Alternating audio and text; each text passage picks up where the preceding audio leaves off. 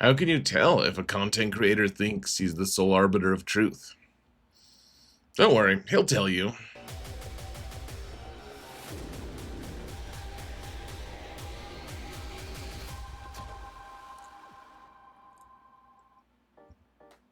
Hello everyone, and welcome to another episode of Zareth Prevails. Today, we're going to talk about teams that need to be taken to the glue factory. They're old and they suck.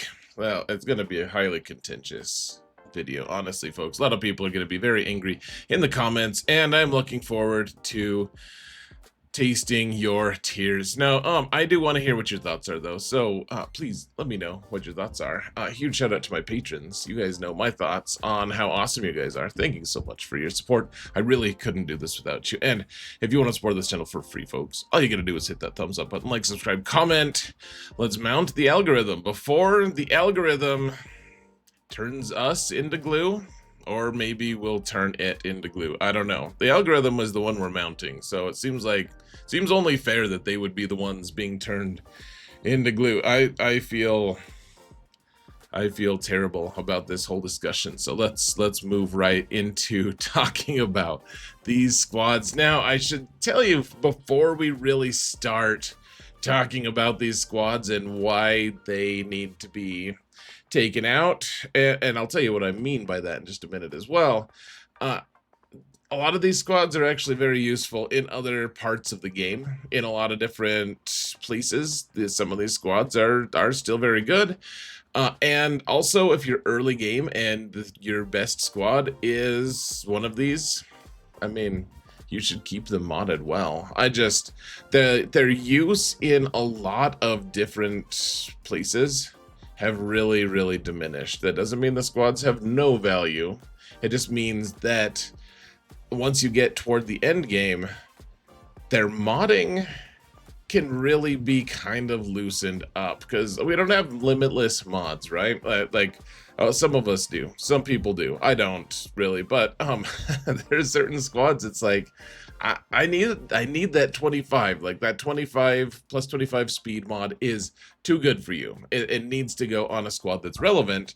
But some of these squads, I feel like some of us just hold on to these squads, like cling on, like, oh my gosh, this squad was so good back in the day. It's still good, and it's not still good. It's less good. It's okay, perhaps. And some of these I'm sure you're going to disagree with. This is going to be a highly contentious one, guys. You're going to want to turn me into glue. So, anyways, Heath is my the guy who helps me keep everything suspenseful.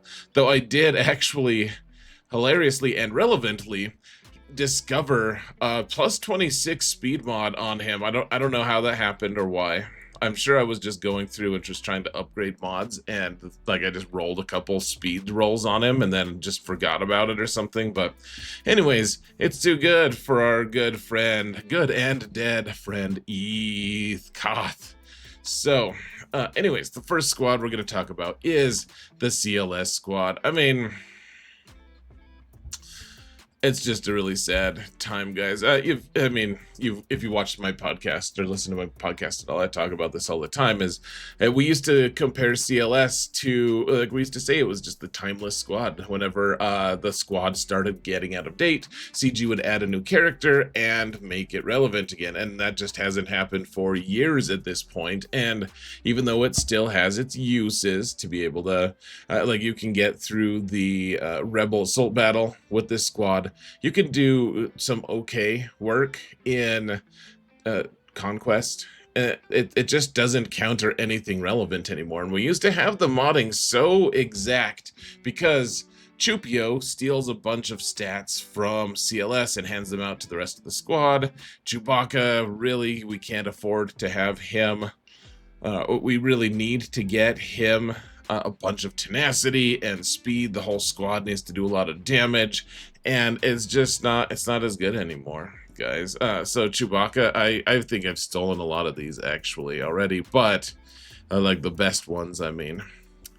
But I mean, these mods used to be so good. It's still like a plus 27 tenacity cross can just go, guys.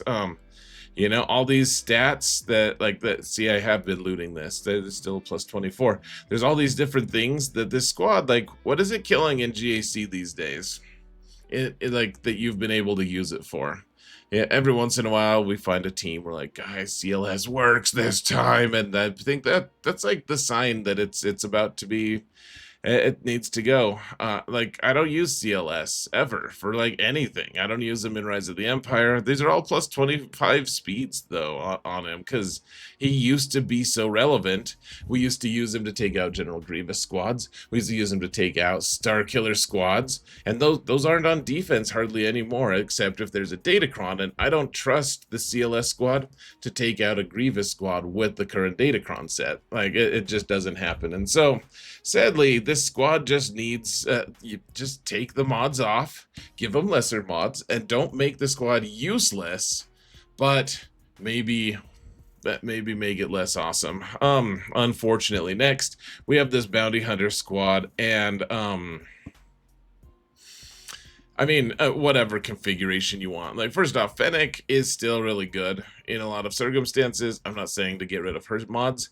I'm talking about the crazy amount of speed we have on Bosk. Now, Houndstooth is still a good ship, and so you still want some, like, 6E mods on it, and the squad is still occasionally useful every once in a while. But again, this squad used to outspeed, like, you needed it to outspeed all kinds of crazy stuff so that you could delete that, like, their good character before the opponent team went, right? So you needed Bosk to be faster than Grief, and then you needed Zam to be super fast. And so we have Bosk here at 337, and then Grief, it just needs to be a little bit slower, 333. Like, we don't need that preposterous amount of speed on this squad anymore, because what are they countering that needs that speed? What are they beating? Like, they never beat PvE with that kind of speed. Like, I mean, sometimes the lower level stuff, the squad is still useful. Like, it has a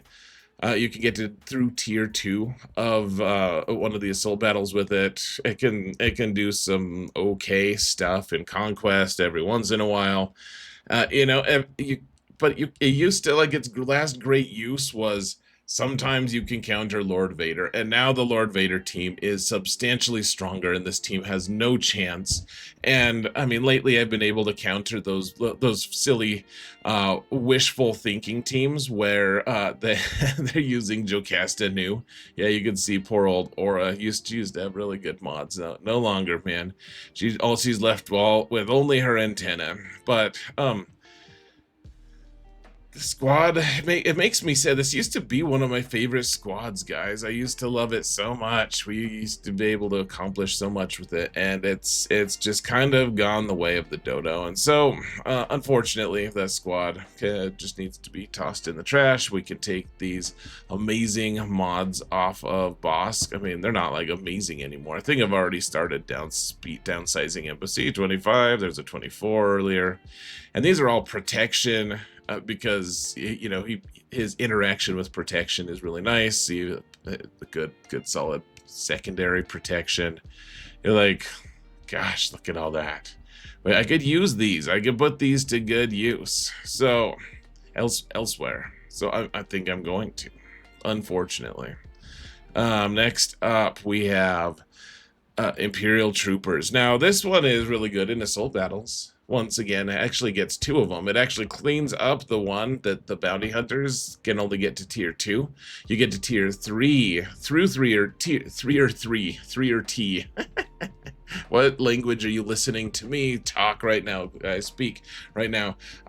But this team does beat assault battles, and it used to counter. It used to counter Lord Vader sometimes. It used to counter the old Night Sister squad. I know some people are saying it counters Great Mothers. I think that's kind of wishful thinking against the top tier Great Mother teams, but I do think that this team still has niche uses. But one thing that you'll note, folks, is a lot of what we're like decommissioning, so to speak, is this this idea of turn meter train squads. Like, they're not all the way dead. There's a few of them that are still very strong, but These just have lost their relevance for one reason or another. Now, the one thing that's nice about this squad is the only one that really needed to be fast was Piet, and sometimes you'd use like Moff Gideon, and Moff Gideon you kind of want to be fast still because he's on the Dark Trooper Moff Gideon team, which is still relevant. What much more than this squad? This squad just doesn't counter anything, like almost nothing. Unless they have a Datacron, and even then they usually don't have a lot of shot to be able to do that. So unfortunately, guys, the one thing I will point out is that Piet, well, he's gonna stop having as much use. He used to be so good with Lord Vader. Like, he used to be like almost custom built to be on a Lord Vader team, and he's not.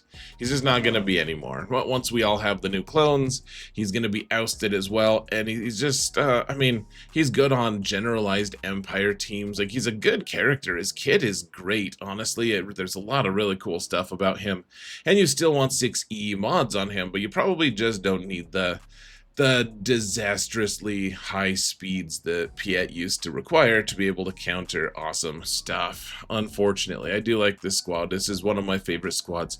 This is actually one of my highest viewed videos, is how to mod this squad to be able to make it all work, and it makes me sad. Like, all of these guys. Grievous was my favorite for a long time, and now it's. I mean, it has some use, very niche use in Territory Wars. If you want to get Droideka in there instead of Stap. I was really excited when Stap was released, and the Omicron looked like it was going to be really good. And I thought maybe this was like the new refresh for the team. It's coming back. This team used to counter CLS. It used to counter Starkiller. It used to counter a couple different Galactic Legends even. And it just doesn't anymore. It just doesn't. I mean, it'll counter those same things. Like, if you see a Starkiller team on defense, we just don't even see Starkiller on defense anymore. Like, Starkiller, or if he is, he's just hanging out with Seer and Malicos. Like, Starkiller has just been kind of grafted onto that team. Now, at least at the top level, Starkiller is still very relevant in the lower levels, as I understand it. You know, in Bronzium, Rhodium, all the ones that I'm missing. But I wanted to say that there was a Chirotech League, and I know that's false, but it still kind of makes me laugh. So Chirotech League would make me feel so sad. Anyways, this squad. So the nice thing is you never needed really crazy mods. Like, B2 just really doesn't need speed mods. You need to make sure he doesn't get dazed so he can gain his bonus turn meter. So you just give him lots of tenacity. Magna Guard, same thing, tons of tenacity, no speed. But B1, I mean, I've been looting him for a while, but Grievous used to be you took him with BB8. And with BB8 giving you plus 40% turn meter, you could outspeed even the fastest Starkiller squads. And so you put a crazy amount of speed for Grievous. Like, you want a lot of health. You want, like, he was very stat hungry. He still is, if you get to use him. But you get him up to like 275, I think was the number, and then you'd outspeed almost every Mara Jade in the game, and then you'd be able to run the turn meter train and beat the Starkiller team. And it was a very effective off meta counter. It was really cool, and I mean, that's a lot of speed for that squad. It's a lot of speed for that character specifically, and he doesn't need that much anymore. Like, you can put those mods somewhere else, guys. Finally, we have the last one, and this is the most contentious ever, and you'll hate me forever for saying this, but the Starkiller squad is just not being used anymore, at least at the top level. Like, you can still take out Jabba with it. You can still counter a few different things with it, but its targets, like Rey, have just kind of moved on. This squad really struggles to beat Rey teams, and there's better tools to beat Rey teams. Like with Seer Malicos, you just take out most raid teams, and usually it's like, well, I may as well throw Starkiller in there because I don't have a target for Starkiller. Starkiller team isn't going to take out anything. He'll just sit on the bench. So I may as well throw Starkiller in there and make that squad a little bit better, with heighten my win percentage. And then like Palpatine was like, he really, if you wanted to counter some really tough stuff, you'd put a very specific modding on him to have lots of protection, right? And like the speed wasn't always the most like really strong, but you also really wanted potency. So like this guy like has 4 rolls on protection and 4 rolls on speed. Like this is a good mod. This is a good, like, we can make it faster and better and everything, but you want a very specific stats on him so that he'd survive long enough. You just want a ton of protection and everything, as much speed as you can, all of that stuff. And then of course Mara Jade, the Emperor's Hand herself. Good job, Hand. She really wanted lots of speed. Like I used to say, you want 365 on Mara Jade, if at all possible, or at least over 360. Maybe that's what I said. Who knows what I said? 365. You want 1 speed for every day in the year, or something. No, the Mara Jade, like, why does she need to be fast? Now she goes really, like, you don't really need speed on her if you're in TW and you have her Omicron. You don't really need that. Like, you just need the turn meter train. And so she doesn't need that. And then what are you trying to outspeed with Mara Jade right now? This used to be good at beating all kinds of stuff.